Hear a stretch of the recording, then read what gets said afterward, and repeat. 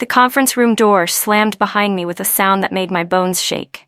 Derek Hartman didn't even look up from his phone as he gestured to the empty chair across from him. "Sit down, Maya." Patricia from HR was already there, her face carefully blank as she arranged papers on the table. My heart pounded as I lowered myself into the cold metal chair, gripping the armrest to stop my hands from trembling. Derek finally looked at me, his eyes hard. "We're letting you go, effective immediately." The words hit me like a physical blow. "What? Why?" "Performance issues," he said flatly, sliding a termination letter across the table. "Poor judgment, missed deadlines. We need to make an example, Maya. Show the team that mediocrity won't be tolerated." My mouth went dry. Mediocrity? I had worked 60-hour weeks for 3 years, saved 2 major client accounts, and never missed a single deadline. "That's not true," I whispered, but Patricia was already handing me a cardboard box. "Security will escort you out," Derek said, returning to his phone. "Clean out your desk. You have 10 minutes. I walked through the office in a daze, every coworker's eyes burning into my back as I packed my belongings. The humiliation was suffocating. At 3:10 p.m., as I reached the parking lot, Derek's phone started ringing inside the building. I smiled through my tears. I sat in my car for 20 minutes, gripping the steering wheel, trying to breathe. "My name is Maya Carter. I'm 32 years old, and until 10 minutes ago, I was a senior project coordinator at Hartman Solutions. I had given everything to that company. My phone buzzed in my purse, but I couldn't bring myself to look at it. The humiliation replayed in my mind on an endless loop. Derek's cold eyes, Patricia's uncomfortable silence, the curious stares of my former colleagues as security walked me out like a criminal. I wasn't just angry, I was shattered. 3 years of my life poured into building campaigns, managing impossible deadlines, smoothing over Derek's mistakes with clients. And this was how it ended, with a cardboard box and a performance review that was nothing but lies. My phone buzzed again, more insistent this time. I finally pulled it from my purse with shaking hands. 7 missed calls, 12 text messages. The most recent voicemail was from Elena Ruiz, our biggest client, the woman whose account I had personally saved last quarter when Derek nearly lost it with his careless approach. Her voice was sharp, urgent. "Maya, it's Elena. I just got the strangest email from Derek. Call me back immediately. Something's wrong." My finger hovered over the callback button. Elena answered on the first ring. "Maya, what the hell is going on?" "I was just fired," I said, my voice cracking. "Derek let me go an hour ago." Silence. Then, "That's impossible. You're the only person at that company who knows what they're doing. He said it was performance issues." "That I was performance issues?" Elena's laugh was sharp and bitter. "Maya, I just received an email from Derek saying you abandoned our project, that you sabotaged the timeline and walked out without notice. He made it sound like you were unstable." My stomach dropped. "Elena, that's a complete lie. He fired me. I would never." "I know that." Her voice softened slightly. "Which is why I'm calling you instead of tearing him apart. I'm forwarding you the email right now. Read it and call me back in 5 minutes. My phone chimed. I opened the email with trembling fingers, and with each word my shock turned to cold fury. Derek had painted me as a saboteur, someone who deliberately destroyed months of work before storming out. He claimed I had deleted files, missed meetings, and refused to communicate with the team. Every single word was fabricated. "Maya?" Elena's voice cut through my racing thoughts. "Do you still have the original files? All the work you actually did?" I swallowed hard, thinking of my personal cloud drive. "Yes, everything." I pulled my laptop from the cardboard box in my back seat, my hands steadier now that fury was replacing shock. My personal cloud drive loaded slowly, and I clicked through folders with practiced efficiency. Every project file was there. Every timeline, every budget spreadsheet, every client communication. 3 years of meticulous documentation, saved automatically because I had learned early never to trust company servers completely. The Ruiz account folder was massive, containing dozens of subfolders tracking every phase of our 6-month campaign. Meeting notes, design mock-ups, budget revisions, client feedback forms with Elena's digital signature approving each milestone. I started downloading everything to a secure external drive, but as I navigated through the folders, something caught my eye. A browser tab I had forgotten about, minimized weeks ago during a late-night work session. The tab was flashing red. My cursor hovered over it, and I felt a chill run down my spine as I read the page title. Hartman Solutions Financial Discrepancies, Internal Review. I had been researching something weeks ago, following a hunch about numbers that didn't add up in Derek's quarterly reports. But I had gotten pulled into the Ruiz crisis and forgotten to close the tab. Now, staring at that flashing red indicator, I clicked it open. The page loaded, and my breath caught in my throat.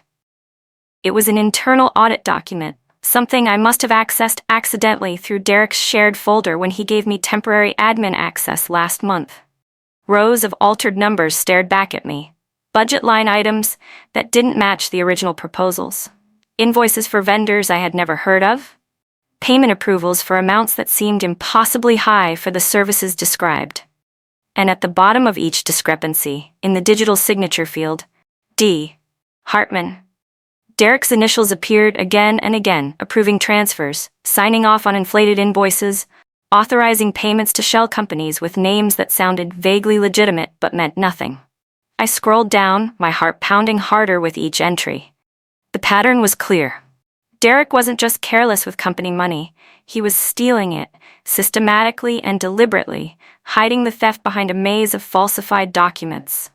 My phone buzzed. An email from HR. Maya Carter, your mandatory exit interview is scheduled for tomorrow at 9 a.m.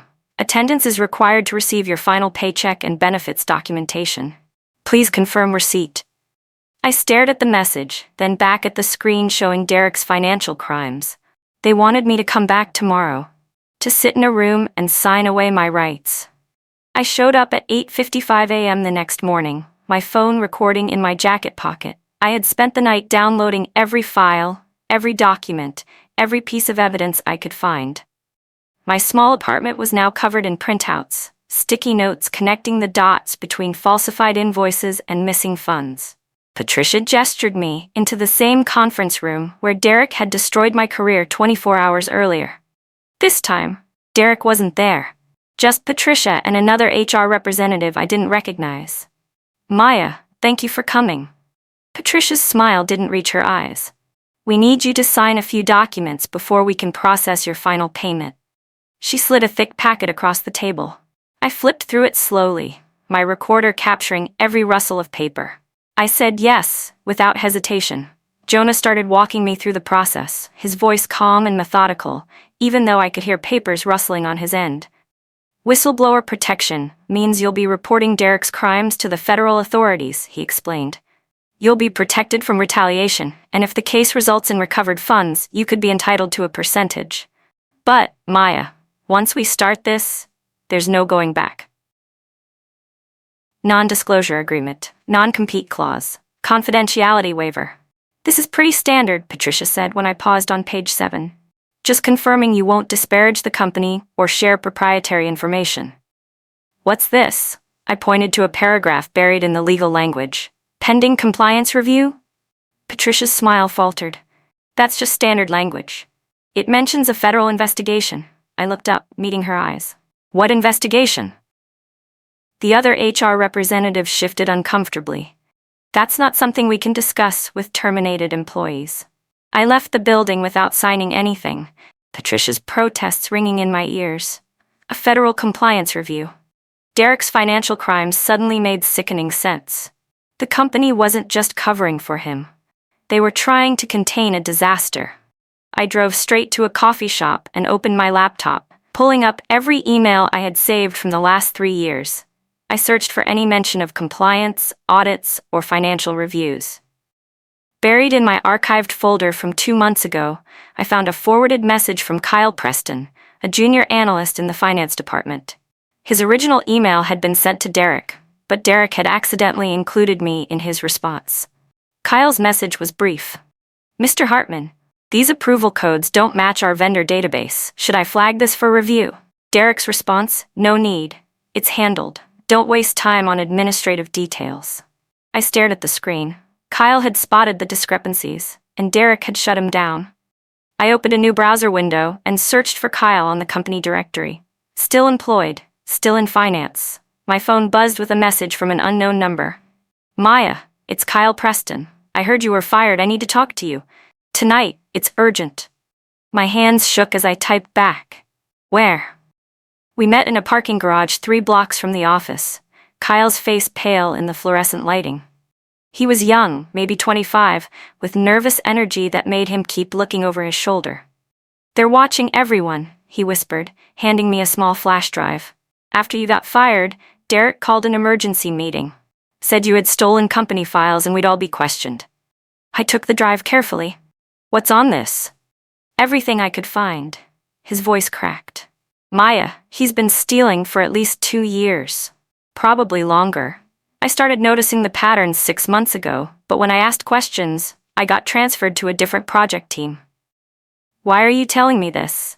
Kyle looked at me directly for the first time. "Because you were the only manager who ever listened to us, who treated the junior staff like we mattered. And because..." He swallowed hard. "One of the files on that drive is labeled with your name." My blood ran cold. "What do you mean?" "He's been setting someone up to take the fall. I think it was always going to be you." I clutched the flash drive, my mind racing. "Kyle, you need to be careful. If Derek finds out..." "I know." He stepped back toward his car. "I'm already looking for a new job. But Maya, whatever you're planning to do with that information, do it fast. I don't think we have much time." I spent that night in my apartment, going through Kyle's flash drive file by file. What I found made my hands shake with rage. Dozens of falsified approval forms, all bearing forged digital signatures. My signature. Derek had been using my login credentials to authorize fraudulent transfers, creating a digital paper trail that pointed directly at me. Every suspicious transaction, every inflated invoice, every payment to a shell company, all appeared to have my approval. The dates went back 18 months. Long before I had any idea something was wrong, I called my friend Jonah Martinez, a corporate attorney I had met at a conference 2 years ago. He answered on the 3rd ring, his voice groggy. "Maya, it's almost midnight." "Jonah, I need your help." I quickly explained everything. The firing, the files, the setup. "He's been using my credentials to commit fraud, probably millions of dollars. And when the investigation comes, all the evidence points to me." Silence. Then Jonah's voice, suddenly sharp and alert. "Maya, listen to me very carefully. Don't delete anything, don't talk to anyone at the company, and don't go home tonight." "What? Why?" "Because what you're describing isn't just corporate fraud, it's criminal conspiracy, and if Derek knows you have evidence, you could be in serious danger. This is bigger than you realize." My apartment suddenly felt very cold and very empty.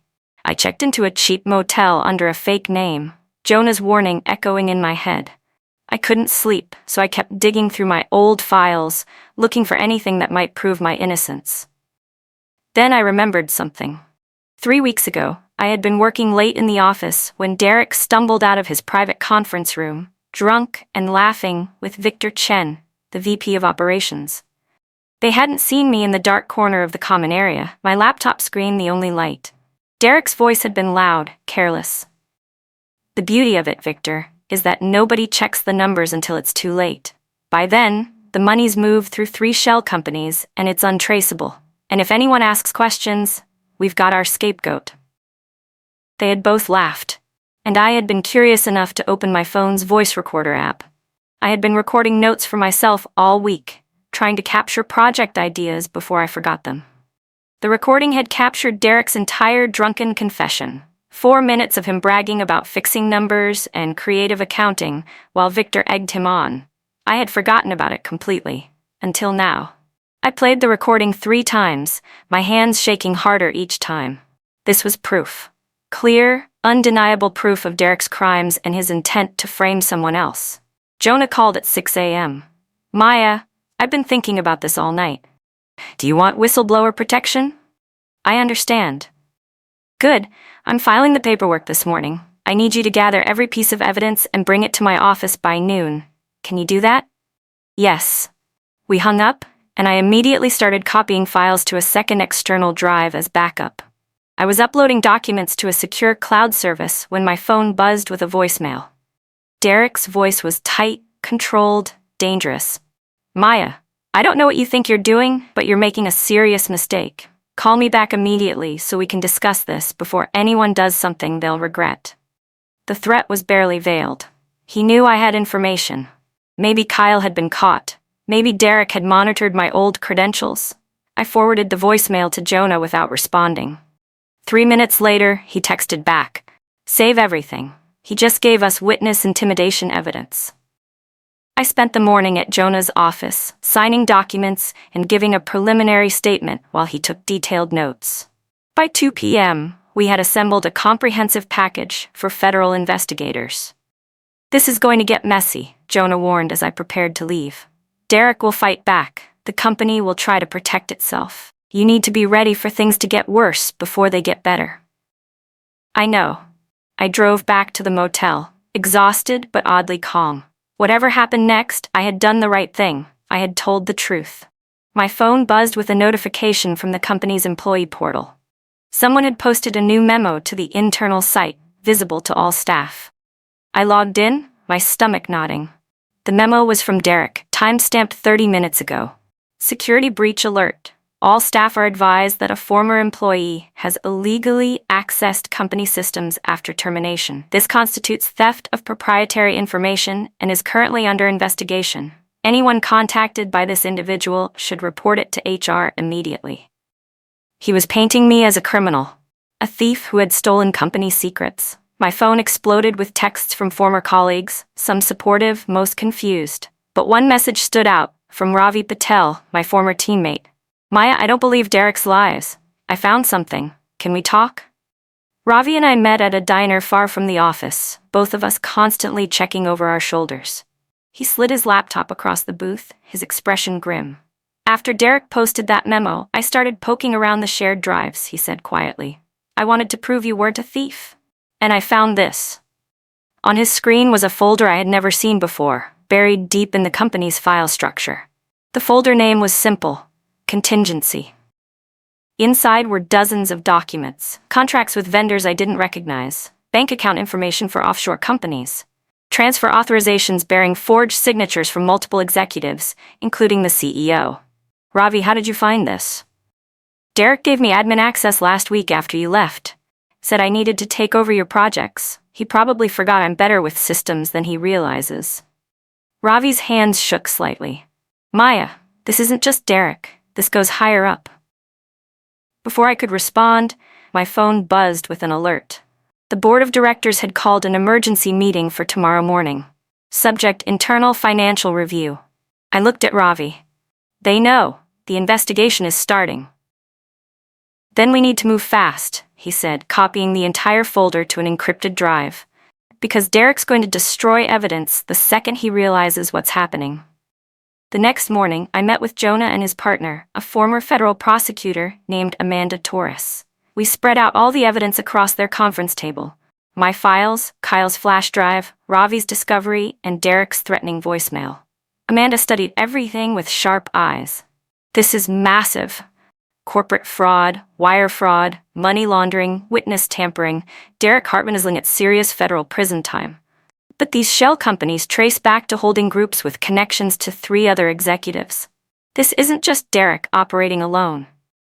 The board meeting, I said suddenly. That's why they called it. Someone tipped them off.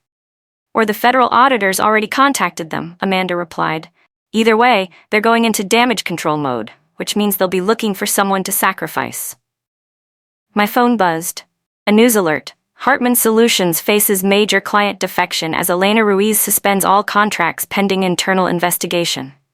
Elena had made good on her threat. She was protecting her company by cutting ties completely. Jonah looked up from his laptop.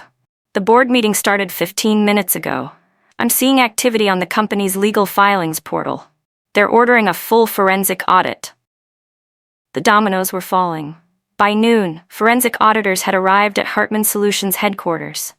According to Ravi's texts, they had locked down all servers, frozen access to financial systems, and begun interviewing every executive individually. Elena called me that afternoon. Maya, I'm testifying at the board meeting. They want to know exactly what happened with my account and why I'm pulling my contract. What are you going to tell them? The truth. Her voice was steel. that you were the only competent person managing my project, that Derek Hartman lied about your performance, and that I have serious concerns about financial irregularities. 3 other clients called this morning asking questions. The dominoes were falling faster than I had imagined. Derek's empire, built on fraud and lies, was collapsing in real time. That evening, Jonah called with an update. The auditors found massive discrepancies in the accounts. They're estimating at least $4 million in fraudulent transfers over 2 years. And Maya? Every trail leads back to authorization codes associated with Derek's executive access. Your forged credentials are obvious fabrications. You're completely clear. Relief flooded through me. There's more, Jonah continued. The auditors requested documentation of who authorized each suspicious transfer. The company's legal team is scrambling. What happens now? Now, the auditors freeze all company accounts. Derek can't access any money, can't run. The account freeze hit Hartman Solutions like a bomb. Within hours, vendors were calling about unpaid invoices. Employees couldn't access expense accounts. Operations ground to a halt while auditors sorted through years of fraudulent transactions. Derek, according to Ravi's increasingly frantic texts, was losing his mind. He had called 3 emergency staff meetings in one afternoon, each time insisting that the minor accounting irregularities would be resolved quickly. But no one was calm. Junior staff were updating resumes. Senior managers were distancing themselves from Derek, suddenly remembering how they had always had concerns about his management style. Kyle sent me a message late that evening. Auditors interviewed me for 3 hours today. I gave them everything. Derek tried to corner me after, but security stopped him. He looked insane, Maya. The next morning, the dam broke completely. A business reporter published an article titled, "Hartman Solutions Under Federal Investigation for Multi-million-dollar Fraud Scheme." The piece was carefully worded, but the implications were clear. Derek's response was desperate and stupid. He leaked a doctored email to a rival publication, attempting to shift blame onto me. The email claimed I had confessed to taking money before I was fired. The story ran for exactly 4 hours before it was retracted, because journalist Carmen Ortiz had called me directly, asking for my side. I met Carmen in Amanda Torres's office with both lawyers present. Carmen was young, sharp, and clearly knew she was onto the story of her career. "Maya, I've seen Derek Hartman's claims," she said, opening her notebook. "He's painting you as an embezzler who got caught. Can you respond to that?" I slid a USB drive across the table. "Everything you need is on here. My original files, the forged documents using my credentials, the timeline showing I was set up, and a recording of Derek bragging about his fraud." Carmen's eyes widened as she listened to the audio file, her pen moving rapidly. When it finished, she looked up at me. "This is explosive, but I need corroboration. Do you have other witnesses?" Amanda spoke up. "We have 3 current employees willing to testify, on the record, about the financial irregularities they reported and how Derek silenced them. We also have the forensic audit results showing the money trail." "And bank records?" Carmen asked. I pulled out the second USB drive containing Ravi's discovery. Derek kept detailed records of his offshore accounts. He was too arrogant to think anyone would find them. Carmen's smile was predatory. "Mr. Hartman just made a fatal mistake going to the press. He opened himself to public scrutiny. Give me 24 hours. Carmen's article dropped the next morning like a nuclear bomb. The headline read, "Exclusive. Whistleblower exposes multi-million-dollar fraud at Hartman Solutions. CEO allegedly framed employee." The story was devastating and thorough. It laid out the entire scheme. The shell companies, the forged approvals, the offshore accounts, Derek's threatening voicemail, and the recording of him bragging. It presented me not as a thief, but as a whistleblower who had been systematically set up. Within 2 hours, 3 more clients announced they were suspending contracts with Hartman Solutions. The company's stock, which had been trading publicly for just over a year, dropped 40% before trading was halted. Derek issued a frantic press release denying everything, claiming he was the victim of a disgruntled former employee. But the evidence was too strong, too public. By afternoon, Hartman Solutions' biggest remaining client, a financial services firm worth $20 million annually, pulled their entire contract. Their CEO issued a statement saying they could not continue a business relationship with an organization under federal investigation.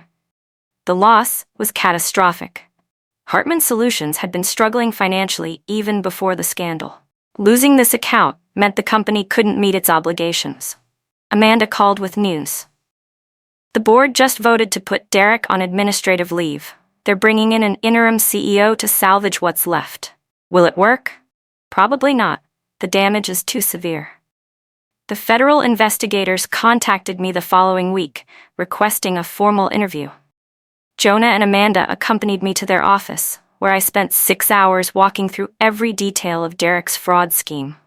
The lead investigator, Special Agent Christina Wu, recorded everything carefully. She asked pointed questions about the forged credentials, the timeline of my discovery, and the threats Derek had made. When I played Derek's recording, admitting to the fraud and discussing his scapegoat, Agent Wu's expression hardened. Mr. Hartman has severely underestimated the seriousness of his situation. This recording alone is probable cause for arrest. What happens now? I asked. Now we finish building our case. We've been investigating Hartman Solutions for 4 months, based on tips from other sources. Your evidence corroborates everything we suspected. Within 2 weeks, we'll be presenting this to a grand jury. I left the federal building feeling lighter than I had in months. The truth was finally, officially, on record. That evening, Ravi sent me a message. Derek showed up at the office today and tried to access his computer. Security turned him away. He actually started yelling in the lobby about how this was all a misunderstanding. Everyone just stared. The mighty had fallen. The grand jury convened 2 weeks later. I wasn't allowed to be present for most proceedings, but Amanda kept me updated. They're presenting all the financial evidence today. She texted. The prosecutor says it's the most clear-cut case of corporate fraud she's seen. The paper trail is ironclad. On the second day, I was called to testify. I walked into the grand jury room, raised my right hand, and swore to tell the truth.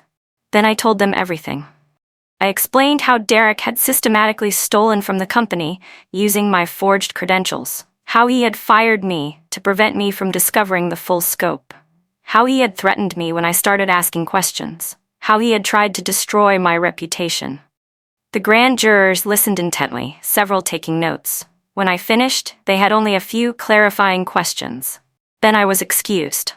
3 days later, the indictment was issued. Federal prosecutors charged Derek Hartman with wire fraud, money laundering, conspiracy to commit fraud, obstruction of justice, and witness tampering. Each charge carried significant prison time. The indictment was made public, and media coverage was overwhelming.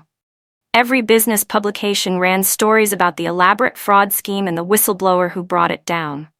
My phone rang constantly with interview requests and job offers. But the call I was waiting for came at 11 p.m. on a Friday night. Derek. I almost didn't answer, but curiosity won out, and I pressed accept. Maya? Derek's voice was broken, desperate, nothing like the confident executive who had fired me. Maya, please. I need your help. My help? I couldn't keep the disbelief from my voice. You destroyed my career, set me up for crimes you committed, and threatened me. Why would I help you? Because I made a mistake, a terrible mistake. I panicked when the audit started, and I thought if I could just make it look like someone else. He was rambling. But I never meant for it to go this far. I never meant to hurt you specifically. You were just convenient. The casual cruelty of that statement took my breath away. I was just convenient. The prosecutors, he continued desperately, they're saying I could go to prison for 20 years. My career is destroyed, my reputation is ruined, the company is bankrupt, everything I built is gone. Everything you stole, you mean. Please. He was crying now. I'll give you anything. I'll give you your job back with a raise. I'll make you a VP. Just tell the prosecutors this was all a misunderstanding. The audacity was stunning. Even now, facing federal prison, he thought he could manipulate his way out. Derek, I can't help you even if I wanted to. You committed federal crimes, and you tried to frame me. Maya, I'm begging you. I already have a job, I said quietly, and hung up. The job offer had come 3 days after my grand jury testimony. Victoria Sterling, CEO of Sterling Analytics, had called me personally. Miss Carter, I've been following your situation closely, she said. What Derek Hartman did to you was unconscionable. Sterling Analytics is launching a new division focused on ethical corporate oversight and fraud prevention. I'd like you to lead it. The offer was extraordinary: double my previous salary, equity in the company, and complete autonomy to build the division from scratch. But what sealed my decision was Victoria's next statement. I've also been in contact with some of your former colleagues. If you accept, I'd like to extend offers to your entire team. That kind of loyalty is rare. I accepted immediately. Within a week, Ravi, Kyle, and 3 others from my old team had joined Sterling Analytics. We were building something new, something better, founded on principles Derek had never understood: integrity, transparency, and respect. The irony wasn't lost on anyone. While Hartman Solutions collapsed under Derek's fraud, hemorrhaging clients and facing bankruptcy, Sterling Analytics was thriving. We had already signed 2 of Hartman's former major accounts, including Elena's company. They trust us, Elena explained during our first meeting, because they know exactly who you are: a whistleblower who chose truth over self-preservation. In today's business climate, that's invaluable. Derek's trial began 4 months after his indictment. The prosecution's case was overwhelming, built on mountains of documentary evidence and testimony from dozens of witnesses. The defense attorney tried to paint Derek as a victim of circumstance, a businessman who made errors in judgment. The jury didn't buy it. After just 8 hours of deliberation, they returned with guilty verdicts on all counts. I wasn't present for the verdict, but Jonah called immediately. "It's over, Maya. He's going to prison for at least 15 years. That evening, the news coverage showed Derek being led from the courthouse in handcuffs, his face pale and drawn. The confident executive who had fired me to make an example now served as an example himself of what happens when arrogance and greed override ethics. The judge's sentencing statement, which I read later, included a pointed rebuke. Mr. Hartman's crimes were not impulsive mistakes but calculated acts carried out over years. His attempt to frame an innocent employee demonstrates a shocking lack of remorse. Derek received 18 years in federal prison, plus restitution orders totaling over $5 million. His reputation, his career, his freedom, all of it gone, destroyed by the same arrogance that had convinced him he was untouchable. Justice, finally, had been served. 6 months after Derek's conviction, Sterling Analytics threw a celebration for our division's success. In just half a year, we had signed 12 major clients, hired 23 employees, and established ourselves as leaders in corporate ethics and fraud prevention. Victoria raised her glass in a toast to Maya Carter, whose courage in the face of injustice didn't just save herself, it created something extraordinary. The room erupted in applause. I looked around at my team, Ravi, Kyle, and all the others who had stood by me, and felt profound gratitude. We had all been burned by Derek's corruption, but we had emerged stronger. Later that evening, my phone buzzed with an email from the federal prosecutor's office. The subject line read, "Whistleblower Reward Determination." I opened it with curiosity and nearly dropped my phone. Under federal whistleblower protection laws, informants who provide evidence leading to recovered funds receive a percentage. The email stated that my reward, pending final approval, would be approximately $750,000. The money would be life-changing, but it wasn't why I had come forward. I had done it because it was right, because staying silent would have meant letting Derek destroy not just my career but potentially everyone who worked at Hartman Solutions. Still, the financial recognition felt like validation, proof that the system, however slowly, could work for people willing to speak truth to power. A year after that day when Derek fired me to make an example, I stood in the lobby of Sterling Analytics' new headquarters. The company had tripled in size, largely due to the reputation we had built around ethical business practices. My phone buzzed with a message from Ravi. "Have you seen the latest?" I opened the link he sent. It was a Business Journal article titled, "From Scandal to Success: How Maya Carter Transformed Corporate Ethics Oversight." The article detailed our journey, from Derek's fraud scheme to the creation of our division. It highlighted how our approach had become an industry standard. The last paragraph made me smile. When asked about Derek Hartman, Carter's response was measured. "Some people see employees as expendable resources. We see them as the company's greatest asset. That difference creates different outcomes. Derek's empire collapsed, ours is thriving. My phone buzzed again. Elena, just signed Sterling Analytics for another 3-year contract. You've built something incredible, Maya. I looked around the bustling office, at my team working on projects that mattered, at the wall displaying our values where integrity topped the list. Derek had tried to make an example of me through humiliation and lies. Instead, I had become an example of something else entirely. Proof that doing the right thing, even when it's terrifying, can lead to something better than you imagined. My phone buzzed one final time, a text from Ravi. We won. Yes, I thought, smiling. We did.